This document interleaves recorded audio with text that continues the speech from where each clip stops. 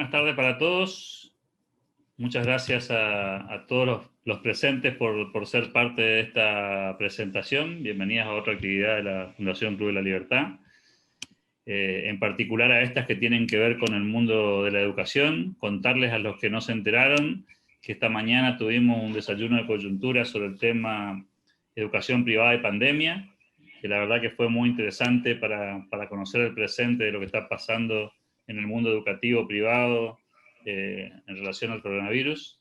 Y completamos la grilla en el día de hoy, hablando de educación por la tarde también, en este caso para presentar un libro de la mano de su autor, Gabriel Sanchezini. Creo que no merece dedicarle mucho tiempo a la presentación del personaje porque lo conocemos hace algún tiempo, sabemos que es un hombre especializado en el mundo de la educación, le ha tocado en suerte tener que llevar adelante tareas en la función pública, en varias oportunidades y en diferentes roles, y lo interesante de esto es seguramente que esa experiencia le ha servido muchísimo para volcar parte de lo que en este material del día de hoy nos va a compartir. Les cuento que la modalidad es básicamente que lo podamos escuchar a Gabriel Sanchezini presentando este libro, para luego de algún breve comentario sobre el mismo, que podamos generar algún tipo de intercambio y plantearle a él algunas inquietudes o consultas. Como buena presentación del libro siempre está el compromiso de contar algo de lo que dice el material, pero no todo, porque si no seguramente no van a comprar, y el libro ya está ahí en Amazon esperando que cada uno de nosotros se tome la tarea de comprarlo. Así que Gabriel Sanchezini, agradecerte tu deferencia, tu predisposición para con nosotros, con la Fundación Club de la Libertad, y darte la bienvenida, escucharte y pedirle a todos los participantes que mantengan los micrófonos cerrados durante la presentación. Luego habrá tiempo para que pidan el uso de la palabra, o eventualmente, mucho mejor aún, si pueden escribir en el chat para volcar sus inquietudes y consultas. Gabriel, bienvenido. Muchas gracias, Alberto. Gracias por la oportunidad de estar acá. Bienvenidos a todos los que se han sumado. Muchas gracias a los participantes. Y gracias, Alberto, por el trabajo que haces. Nos conocemos hace años, por el trabajo que haces, por buenas ideas, por el desarrollo de la Argentina, por el desarrollo de tu provincia, y por fomentar también estos debates que hacen tan bien a nuestro país. Así que te agradezco mucho por eso, por el compromiso y por la oportunidad de charlar unos minutos hoy sobre el libro. Este libro que se llama Educación, lo que no nos cuentan, que sacamos hace algunas semanas en base a la experiencia que llevamos adelante de transformación educativa en la provincia de Buenos Aires bajo el gobierno, bajo el liderazgo de María Eugenia Vidal. Es un libro que publicamos, que lo hicimos tratando de hablar sobre todo de cómo se llevan adelante las reformas en un sistema educativo enorme. La provincia de Buenos Aires son 18.000 escuelas, más de 5 millones de alumnos, más de 400.000 docentes y auxiliares. Y en general, cuando uno habla o lee sobre educación, ve mucho sobre qué hay que hacer, ¿no? Que hay que hacer esto, hay que hacer lo otro, hay que hacer lo de más allá. Hay muchos diagnósticos, ¿no? Pasa esto, no funciona lo de más allá. Hay muy poca literatura, muy poco debate sobre cómo se llevan adelante las reformas educativas, cuáles son los principales obstáculos, porque si estamos bastante de acuerdo entre los diferentes, si querés, espacios ideológicos de que la educación o los aprendizajes no son todo lo que deberían ser, de que existe inequidad educativa, ¿por qué no pasan más mejora? ¿Por qué no tiene más impacto en los aprendizajes estos debates, estos consensos que hay de ideas? Eso es lo que queremos abordar en el libro. Cómo se llevan adelante las reformas basados en la experiencia nuestra de varios años en el sistema educativo más grande de la Argentina. Y ahí escribimos 10 capítulos que hablan justamente de eso. Hablamos un capítulo principal que es el plan, ¿no? Y no solamente un plan teórico, sino cómo lo hicimos en la provincia de Buenos Aires. Porque es difícil transformar una política pública o una política educativa si uno no tiene un plan. Parece obvio, pero en general no hay planes. Uno toma un cargo y ese cargo tiene que ir de crisis en crisis, en general son diarias. Cuanto más escuelas, cuanto más alumnos o cuanto más instituciones o beneficiarios de alguna política pública, por supuesto hay más crisis diarias y más temas que atender. Y muchas de esas crisis diarias, esa coyuntura no nos permite llevar adelante una transformación que tenga impacto. Y entonces, tener un plan es clave, y nosotros hablamos mucho, hicimos mucho sobre un plan con claridad, un plan con objetivos, un plan que pueda ser medido también. ¿Cómo sabe los ciudadanos, en este caso la provincia de Buenos Aires, o la gobernadora a la cual yo tenía que reportar, o los legisladores que aprobaban el presupuesto, si ese plan está funcionando o no? Entonces nos parecía muy importante que haya mediciones, que haya evaluaciones, no solo las evaluaciones estandarizadas que hacía el gobierno nacional, que estábamos de acuerdo, por supuesto, las pruebas a aprender, y las tomamos en la provincia, sino también evaluaciones de impacto que mostraran si estas políticas tenían impacto en los aprendizajes, en mejorar la vida y mejorar las capacidades y habilidades de los estudiantes. Este plan también nos permitía, hablamos mucho de eso, tener un diálogo con todos los sectores. Muchas veces uno piensa que el diálogo es, bueno, voy a hablar con Alberto. ¿De qué tema? Bueno, vamos a hablar. Bueno, está bueno, siempre es bueno debatir. Ahora, si uno quiere llevar adelante una transformación, yo quiero hablar con Alberto de las cosas que yo quiero llevar adelante. Mira, Alberto, yo quiero mejorar la educación de los adultos, porque hay 3 millones de adultos en la provincia de Buenos Aires que no tienen primaria y no tienen secundaria. Yo quiero llevar adelante la mejora de la empleabilidad de los chicos que terminan su secundaria para que sigan estudiando y para que tengan capacidades para insertarse en el mundo del trabajo. Y Alberto coincidirá o no coincidirá. Alberto puede ser un representante de un gremio, puede ser un representante de un sector socioproductivo, o de un grupo de legisladores de otro espacio político. Ahora, me parecía que para tener diálogo, que era lo que nos empujaba mucho la gobernadora, habría que hacerlo sobre ciertas convicciones, sobre cierto plan. Mira, Alberto, este es el plan que tenemos, por ahí no estás de acuerdo, pero esto es lo que nosotros queremos impulsar. Ese plan no solo sirve para dialogar con otros sectores, sino también para entusiasmar al equipo que trabaja en el sistema educativo. Nosotros hablamos mucho del equipo, de la importancia de armar el equipo, no solamente los funcionarios que llegan con uno al ministerio, sino que el equipo para transformar y mejorar la educación son principalmente los docentes, los directivos, los auxiliares, porque ellos son los que están llevando adelante la educación día a día en cada una de las aulas, en cada una de las escuelas. Entonces, tener un plan también ayuda a decirle al sistema educativo, mire, nosotros queremos ir para acá, este es el plan que nosotros nos propusimos y así queremos alcanzarlo. Por eso cuando visitábamos escuelas todos los días, visitamos en gran parte para comunicar este plan, para tener retroalimentación sobre el plan, para ver qué podía funcionar, qué no podía funcionar. Entonces un plan realmente es muy interesante, es muy importante para llevar adelante una transformación.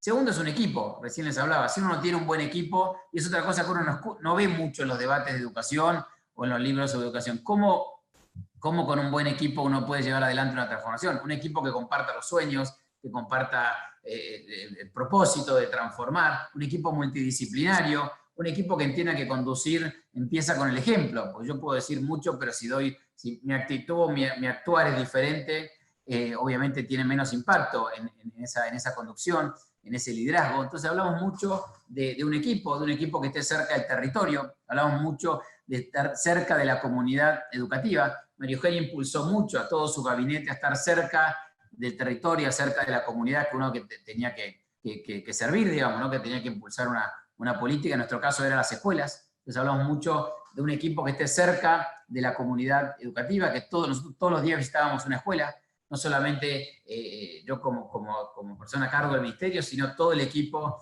que teníamos. Acá veo algunas personas de mi equipo. Está Roxana, por ejemplo, que era la vicedirectora de secundaria, que ella visitaba todos los días una escuela secundaria, trabajaba en una secundaria y después de su cargo de funcionaria también lo hacía, porque para transformar y mejorar la calidad de la escuela secundaria había que conocerla, había que estar cerca de los directivos. Hablamos también mucho de la evidencia. En educación debatimos mucho, hay que mejorar esto, hay que diagnosticar, como decía al principio, pero muchas veces lo hacemos sin evidencia, sin los números, sin los indicadores, y eso también a veces genera dificultad en el diálogo, porque entonces Alberto y yo discutimos, y porque a él no me gusta que use anteojos, y a él no le gusta que yo use un suéter, y nos caemos en prejuicios, y uno puede hablar con evidencia, con números, con indicadores, me parece que también ayuda a generar un diálogo e impulsar una política educativa que pueda medirse y pueda mostrar que tiene resultados. Y hablamos también del sentido de la urgencia, de que para llevar adelante estas transformaciones hay que tener sentido de urgencia. En educación siempre hablamos de mediano plazo, de largo plazo, que vamos a ver. Ahora, si el hijo de uno, la hija de uno no terminara la secundaria este año, o supiera que no va a aprender bien matemática, a largo plazo le parecería bien, pero uno querría que las cosas pasen este año, digamos, ¿no? Que pasen ya. Entonces, nos parece que en educación también hay que tener mucho más sentido de urgencia cuando uno toma decisiones y cuando uno define políticas educativas. Y lo último, para ya dejar a un espacio de preguntas y respuestas o comentarios, es la continuidad en estas políticas. Hablamos mucho y terminamos con un capítulo sobre continuidad en la política educativa.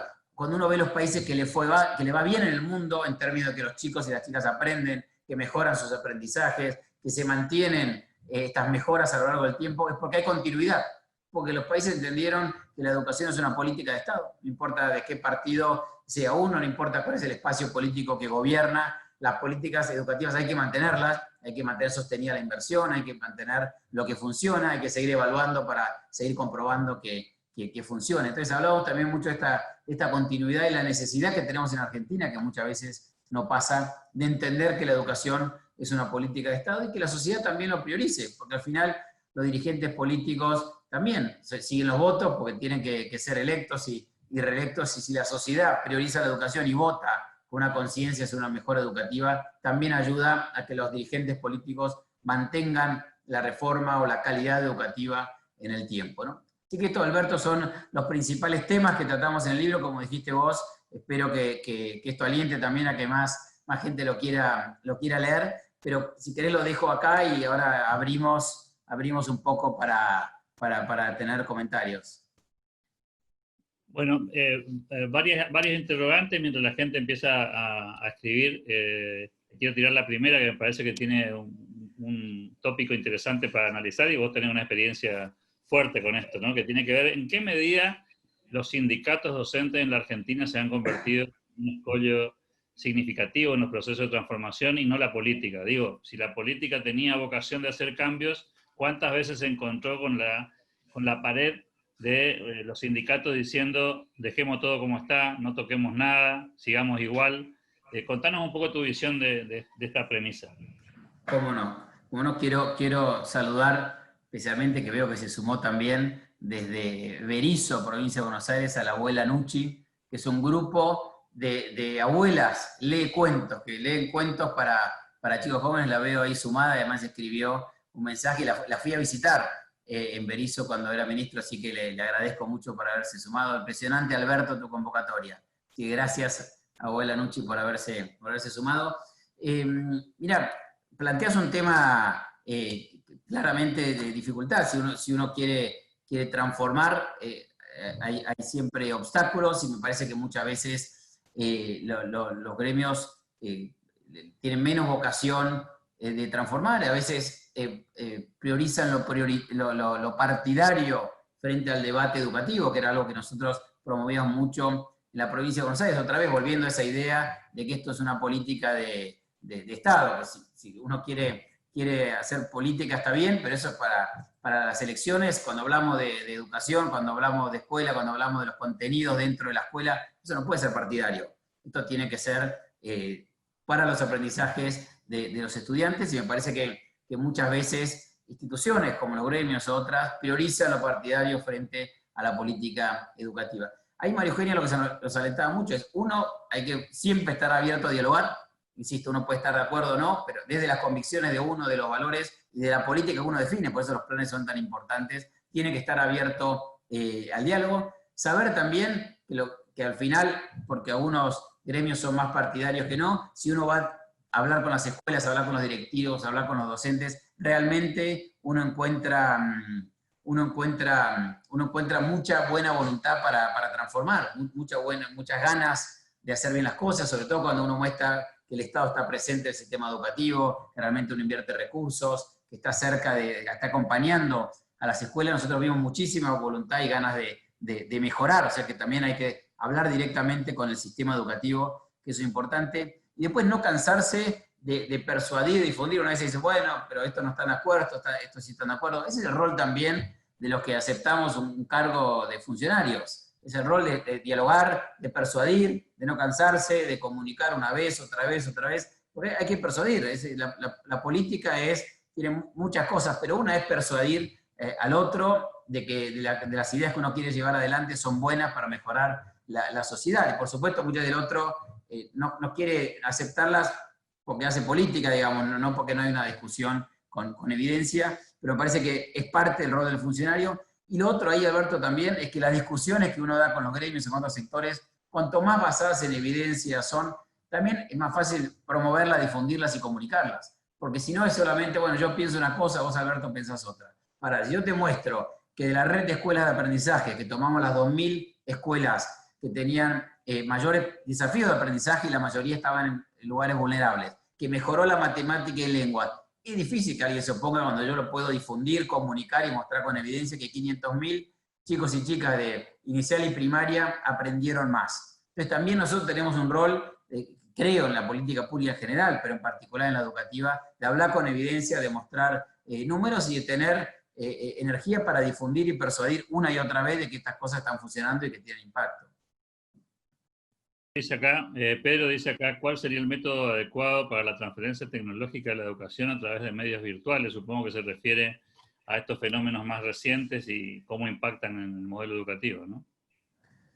Bueno, gracias Pedro por la pregunta, una pregunta clave además en estos momentos de cuarentena mundial y estos momentos de cuarentena larga en Argentina. La tecnología ya estaba presente hace años entre nosotros.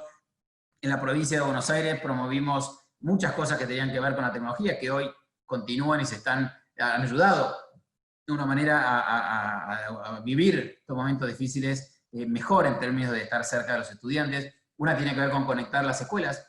Había muy poquitas escuelas conectadas a Internet. Nosotros nos fuimos con 7.000 escuelas conectadas a Internet. Obviamente ahora no es suficiente porque los chicos están en sus casas. Llevamos adelante un plan de robótica en 4.000 primarias, en 2.700 jardines, primarias y jardines de gestión pública. Llevamos adelante el programa de robótica probablemente más grande de la región, en el cual a través de robótica y a través de capacitación docente y de equipamiento fomentamos el pensamiento crítico, el pensamiento computacional, la posibilidad de trabajar colegiadamente en equipo, la lógica. Entonces ahí impulsamos también todo un tema de incursión en la tecnología. Todo esto se ve acentuado por la pandemia. Parece que hoy, mucho más que antes, la tecnología está para quedarse, seguro en los niveles universitarios. También en Argentina, en América Latina, había muy pocas universidades que ofrecían carreras de grado, de posgrado a distancia. En Argentina muy pocas, pero en Latinoamérica muy pocas. Uno quería tomar una maestría a distancia y la tomaba en general de una universidad española o americana, pero no de una colombiana o una peruana, mucho más en carreras de grado, digamos, ¿no? Entonces, creo que también eso está haciendo, hoy todas las universidades están funcionando de manera virtual, creo que eso está para quedarse, eso es positivo. Me parece que va a pasar también en algunos niveles de secundaria probablemente, no que reemplace la presencialidad ni mucho menos, pero me parece que cada vez más vamos a combinar la presencialidad con la tecnología. Lo otro que ha pasado, Pedro, en estos meses es que todos en el sistema educativo nos hemos familiarizado más con la tecnología. Todos los docentes hoy están más familiarizados con la tecnología que antes. Todos los padres y las madres. Cualquiera de ustedes que tiene hijos en su casa ha visto a su hijo o a través del celular o a través de una plataforma o a través de Zoom recibir material. O sea, de alguna manera nos hemos educado sobre la educación de nuestros hijos de una manera digital. Entonces creo que esto va a acelerar los procesos de incorporación de tecnología, entendiendo que no reemplaza a lo presencial, pero sí que puede complementar y potenciar mucho. Imagínense si uno pudiera ver, cuando hablamos a la presencialidad, videos de la materia que va a ver al día siguiente, verlos en su casa, en su celular o una computadora, y al día siguiente llega a la clase y tiene a todos los estudiantes debatiendo sobre eso, ¿no? Los estudiantes viendo todos a un pizarrón a ver qué explica la maestra o el maestro, sino poder debatir sobre los contenidos que vio el día anterior en algunos videos, en algún material digital, digamos, ¿no? Cómo cambiaría también, porque uno aprende mucho de sus padres, de sus colegas, no solamente del profesor. Entonces hay muchas maneras que si bien no reemplaza, puede potenciar la presencialidad, y creo que tenemos que aprovechar estos momentos tristes y trágicos de la pandemia también para poder acelerar esas oportunidades. Tenemos otra acá, Gabriel dice, Henry, ¿cree que el método de homeschooling sería interesante implementarlo, ya que ha sido exitoso, por ejemplo, en países nórdicos? Bueno, es una excelente pregunta, porque además la realidad nos muestra que en los últimos meses 1.500, más o menos 1.500, calculaba la UNESCO, 1.500 millones de estudiantes en el mundo estuvieron haciendo homeschooling, ¿no? De manera impuesta, obviamente, por la cuarentena, pero estuvieron estudiando desde desde sus casas. Eso está pasando hoy, digamos, ¿no? Algunos países lo han legislado, los países nórdicos, Estados Unidos, México, tienen legislación. Creo que tenemos que estos cambios, como decía antes, que se aceleraron, tienen que llevarnos a debatir eso. ¿Cuál es el rol? ¿Cuántas materias por ahí uno puede hacer de manera digital y presencial, sobre todo en los niveles de últimos años del secundario o a niveles postsecundarios? Si la educación en la casa, o parte en la casa o parte no. El otro día hacíamos una conversación con estudiantes de universidades aquí en la ciudad y en provincia de Buenos Aires, y la mayoría nos decían, nosotros no queremos volver más todos los días a la universidad. Queremos ir a la universidad, sobre todo los primeros días, porque extrañamos a los amigos, pero estos eran chicos y chicas mayores de 18 años. Ahora, nosotros queremos a unos días a la semana poder estudiar de la casa.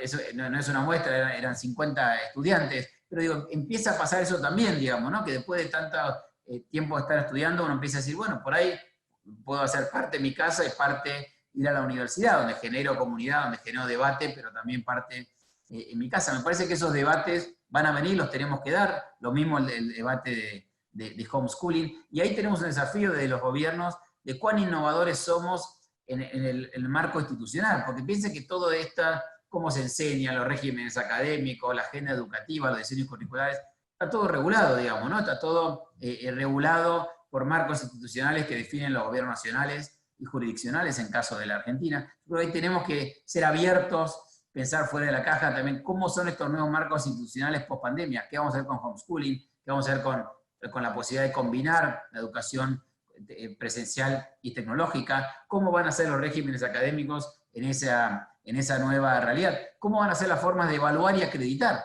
porque si nosotros hablamos de educación a distancia, cómo vamos a generar examinaciones, evaluaciones, acreditaciones, cómo uno termina calificando las notas que va a poner o no poner. Me parece que ahí hay una discusión que se está dando ya en muchos países y acá lo estamos dando también en muchas jurisdicciones, que creo que es bien importante darnos live y pensar cómo aprovechamos estos cambios que se han acelerado para generar instituciones que los permitan llevar adelante, ¿no? Dice Juan Carlos, celebro ideas tan claras en dirigentes de tu juventud. ¿Cuáles son los logros de tu gestión que consideras más importantes? ¿Y qué porcentaje de ese esfuerzo te parece que tendrá continuidad cuando se restablezca la actividad educativa en la provincia? Gracias por tu exposición, dice Juan. Gracias, Juan Carlos, por estar acá presente y por tu comentario. Mira, hay varios logros que me gustaría destacar, y los contamos en el libro. Un logro, para mí, tal vez el logro más importante de esto es haber mejorado los aprendizajes de los estudiantes. O sea, si uno dice, ¿cuál es una política educativa que tiene impacto? Es una política que mejora los aprendizajes. Y nosotros en estos 4 años, medido por la misma forma de medir, que en las pruebas a aprender, mejoramos los estudiantes, mejoraron los aprendizajes de lengua, los aprendizajes de matemática venían cayendo, dejaron de caer, inclusive en estas 2000 escuelas que más desafíos tenían, como les contaba, empezaron a mejorar los resultados de matemáticas, las escuelas con más desafíos y en los lugares más vulnerables, eso que para mí eso es doble logro y doble alegría. Así que mejoraron los aprendizajes, para mí eso es importante. En las secundarias que trabajamos, sobre todo en las que estaban parte de 2 programas, que es Red de Escuelas y Escuelas Promotoras, mejoró también la retención. Ustedes saben que tenemos en toda la Argentina problemas importantes de deserción escolar en secundaria, eso lo mejoramos también. Para mí, que eran los 2 desafíos que nosotros habíamos puesto como principal meta, mejorar los aprendizajes y mejorar la retención. Nosotros necesitamos que todos los estudiantes terminen su secundaria por lo menos, ¿no? Es fundamental. Entonces ahí, creo que ahí probablemente ese sea el principal logro que podemos mostrar. Segundo logro que querría compartir es que mejoramos la educación de los adultos. Cuando nosotros llegamos había 3 millones de adultos sin primaria y secundaria. Adultos, que personas de 30 años, 40 años, imagínense la oportunidad que puede tener alguien de progresar en su vida laboral si no tiene la primaria terminada o la secundaria terminada. Pero también el impacto que eso tiene en sus hijos, porque está muy comprobado que la madre y el padre no tienen estudios primarios, es muy difícil que ese chico le vaya bien en la escuela. Hay una relación directa, obviamente, por la estimulación que recibe en la casa, el apoyo, el compromiso. Entonces también mejoramos, 1 millón de adultos pudieron terminar su primaria y su secundaria, con un impacto enorme en sus vidas, pero también en la de su familia, de sus hijos. Para mí es otro logro bien importante. Y un tercero tiene que ver con la modernización que hicimos en el ministerio, porque esta es una organización, como les decía, enorme, de 5 millones de alumnos, de 18.000 escuelas, que todo se manejaba en papel. Un papel que uno le mandaba a una escuela en Olavarría, que acá hay una Lucila que es de Olavarría, que está acá presente, lo mandaba en papel y volvía en papel, y las licencias que se pedían eran en papel, y los resultados que uno mandaba eran en papel. Era muy difícil manejar un sistema tan grande en papel, y además demandaba muchísimo tiempo a los directivos, que se pasaban más tiempo haciendo tarea administrativa para responder al ministerio que enseñando y enfocadas en que los chicos aprendan, que es para lo cual un directivo, un docente está trabajando, y es su vocación, digamos. Entonces ahí hicimos las jubilaciones. Cuando nosotros llegamos había más de 30, cuando nosotros llegamos había más de 30.000 jubilaciones atrasadas, a unas 11 años que no se habían otorgado, por retraso, por falta de gestión. 30.000, ustedes imaginan 30.000 personas que habían trabajado, que habían dejado todo para que los chicos aprendan, y habían pasado 10 años que se jubilaban y no habían recibido su jubilación. Eso tampoco corresponde. Cuando nos fuimos había 0 retraso, y la hicimos todo digital, o sea que hoy la jubilación es digital y sigue siendo en la provincia. Entonces también todos estos cambios de gestión y de modernización, que todos permanecen, y obviamente hay continuidad, y están sirviendo mucho en la cuarentena también, porque todo está digitalizado, lo contaría también como un logro. Dice, bueno, en principio te cuento, Gabriel, que hay algunos, veo en la lista algunos especialistas en educación acá de Corrientes, del sector privado, a los que también convocamos a que nos hagan sus comentarios. Gracias por sumarse. Dice Luciana acá, estuve como capacitadora de la red de escuelas dentro de uno de los ejes para directores de educación primaria, pude advertir la transformación en los directores con ese programa. Y dice, Pedro, me enseñan pero no aprendo. ¿Qué método utilizar para que los niños aprendan? Bueno, muy buenos comentarios. Mira, mucho de cómo hacer para que los chicos aprendan tiene que ver con la red de escuelas, así que Luciana, gracias por haber comentado. En la red de escuelas hicimos mucho para enfocar en los aprendizajes. Primero, enfocar el ministerio entero, todo este sistema educativo, en que los chicos aprendan. Parece una pavada, obvio, ¿no? ¿Cómo no va a estar enfocado? Pero muchas veces no pasa eso, porque uno se pasa en discusiones gremiales, o en discusiones laborales, o en discusiones políticas, y no está enfocado en el sistema en aprender. Entonces, primero priorizar el aprendizaje, que es lo que ve en los países que funcionan bien. En segundo lugar, entender el rol del equipo directivo. Luciano lo sabe bien, que trabajó en red de escuelas. Nosotros hicimos mucha capacitación para el equipo directivo, porque para que una escuela funcione bien, el equipo directivo tiene que funcionar bien. Uno se da cuenta enseguida cuando visita una escuela de ese equipo directivo, cómo funciona ese equipo, porque está bien, está ordenada, está limpia, está en clases. Entonces, el equipo directivo, y nosotros hicimos mucha capacitación para el equipo directivo. 3, el clima escolar. En tu institución, Alberto, ustedes trabajan mucho en tener un buen equipo, porque si no es difícil que puedan producir lo que producen y generar estos debates y las publicaciones que hacen. Entonces, el clima escolar en una escuela es bien importante. Entonces, trabajamos mucho en capacitación del clima escolar. Hay muchísimos autores que hablan, ¿no?, de la importancia del clima escolar y el impacto que tiene en los aprendizajes. Entonces, nosotros trabajamos mucho en el clima escolar. Después, capacitación docente. En la provincia había muchísima capacitación docente, mucha que no era en los temas que más necesitábamos. Si nosotros sabemos que matemática y lengua son los principales desafíos y no están mejorando, bueno, tenemos que capacitar en matemática y lengua. Hay muchísimos temas interesantes para aprender, pero enfocar la capacitación docente en esos temas de aprendizaje que más necesitamos es clave, digamos, ¿no? Parece evidente, pero no, general no pasa. Entonces es otra forma, me parece importante para trabajar. Y después pensar en diseños curriculares, el trabajo en el aula, que sea interesante para los estudiantes. Por eso en la secundaria trabajamos mucho en que haya aprendizaje por proyectos, como hay en las secundarias técnicas en Argentina, que son más interesantes y tienen mayor retención, en agrupar conocimientos, en hacer evaluaciones también que agrupen conocimientos, porque también nosotros los funcionarios tenemos que lograr que la escuela sea interesante para los estudiantes, que se quieran quedar, que se sientan entusiasmados, que quieran seguir estudiando. Entonces, eso tiene que ver también con que los chicos y las chicas quieran aprender. Yo tengo una que me gustaría plantearte, porque lo habrás vivido, lo habrás sufrido seguramente en la gestión pública, que tiene que ver con el perfil de los directores de escuela, ¿no? Mucho se ha discutido sobre el perfil docente, pero me parece que los desafíos de los establecimientos educativos de este tiempo ameritan una configuración de los directores de escuela que no es tal vez la que teníamos cuando nosotros éramos jóvenes y nos tocó estar de alumnos. Un director de escuela tenía otras, digamos, capacidades, necesitaba otras capacidades. Hoy pareciera que esto también cambió, y me gustaría un poco tu mirada sobre esto, sobre todo en un tema como la educación, donde pareciera que la antigüedad es un grado y se transfiere con el paso de los años simplemente, y no con el desarrollo de algunas habilidades, ¿no? Excelente, excelente tema, Alberto. Me parece que hacen unos temas que más requieren debate en la Argentina, y cuando hablamos mucho sobre capacitación de los directivos tiene que ver. ¿Por qué? Porque el trabajo del director, de la directora, los que están acá en la escuela lo saben muy bien, es muy diferente del trabajo, por supuesto, de un profesor, de una maestra, de un docente, digamos, ¿no? Y muchas veces nosotros desde el Estado no ayudamos a fortalecer las capacidades de ese director cuando llega a ser director o directora. Porque pensamos, bueno, lo mismo, son las mismas. No, si uno puede ser un gran docente de matemática, pero después cuando asume de director tiene que hablar con la familia, tiene que hablar con los padres, tiene que hablar con las madres, tiene que hablar con la comunidad, por ahí con el intendente, tiene que manejar un equipo de docentes, entusiasmarlo, motivarlo, manejar un equipo de auxiliares. Entonces, son capacidades y habilidades muy diferentes. Entonces ahí creo que hasta es un buen planteamiento sobre cómo tienen que ser estas carreras. Cómo es la carrera del director. En muchos países la carrera del director es una carrera, si uno quiere, diferente que la carrera del docente, porque, insisto, exige a veces capacidades y habilidades diferentes.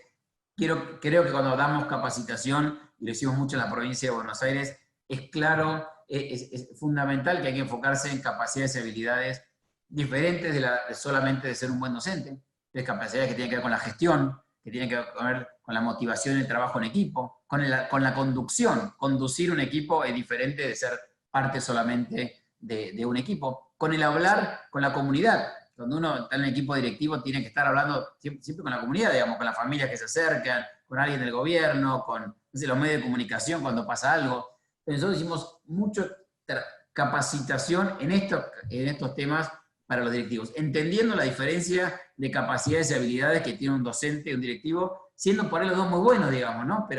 Y ahí hay que darse un debate también sobre las carreras, como uno que quiere ser director tiene una carrera que tal vez no sea la misma que uno tiene que ser, la que tiene que ser un docente, y mirarlo también sobre indicadores de aprendizaje. Yo creo que es muy importante. Nosotros, cuando le pedíamos al principio de año a los equipos directivos y a los docentes, a las escuelas que hagan su planeamiento, ¿no? su plan anual de aprendizaje, digamos, ¿no? Su proyecto institucional, le dábamos, y lo hicimos ya a partir del 2019, entraba a la manera de hacer su proyecto institucional para el año. Es clave planear. Todos los que estamos acá planeamos nuestro año para tener impacto, en qué vamos a mejorar, cómo van a ser nuestras prioridades, y le damos indicadores. Y mire, en la escuela suya, acá matemática fue esto, lengua fue esto, y así compara con el municipio, y así compara con toda la provincia.